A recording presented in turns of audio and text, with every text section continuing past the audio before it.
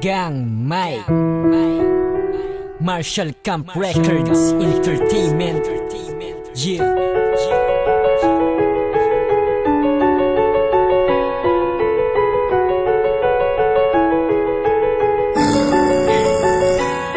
Ako ay simpleng tao lang na gusto maging matino, pero ang landas na tinahak ko ay tila lumayo. Sabay sa agos kung ano ang meron dito meron doon. Magiging basag ulo ang natututunan kong leksyon. At sa eskwelahan kasama lagi ay barkada. Imbis na ako'y mag-aral, mas gusto ko pang gumala. Mas gusto ko pang magbasa ng text kaysa libro. Kaya tuloy ang nanay ko pinapatawag ng guro. Puro na lang konsumisyon ang hatid ko sa aking magulang. Minsan aawain pa sila kapag baon ko kulang. Ikakain ko na lang ay aking pang isusugal. Pagiging tuso ang ugali, barumbado at hangal. Nakatambay na nga lang, alam mo laging aalis. Kapag pumorma daw ako, lahat ng gangster ay panis. At madalas ginagabi ang pagtambay sa kalsada. Uuwi lang ako niyan kapag gutom na ang sikmura.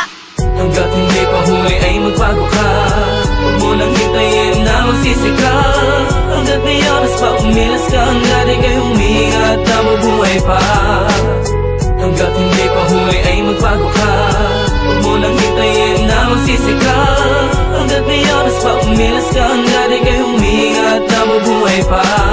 Simula nang umidad ako ng 18, hindi ko alam saan ba ako didiretso. Ang dami ng gumugulo, sobrang dami bumubulong. Natikman ko tuloy pati bato na gumugulong. Sa sobrang lulong, aking magulang namumura. Tingin na lang nila tuloy sa'kin isang basura. Nawala na ang tiwala na dating buong buo. Kaya tanong ko sa sarili ko, bakit nagkaganto? Ting udyok lang ng barkada, agad ako na sumasama. Magpalunod sa anak, pakasabog sa marijuana. Ewan ko ba kung bakit di ko magawang iwasan. Kaya aking kasintahan nagawa ko talikuran. Buti na lang may liwanag ako na nasilayang. Kundi ang Panginoon inakaya ko at inalalayan. Tinanggap niya kong muli at ako'y kanyang binago. Bumangon akong muli at iniwan ang dating gago.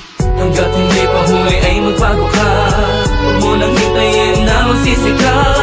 Hanggat may oras pa umilas ka. Hanggat ika'y huminga at nabubuhay pa. Hanggat hindi pa huli ay magbago ka. Huwag mo nang hintayin na magsisika. Hanggat may oras pa umilas ka. Hanggat ika'y huminga at nabubuhay pa.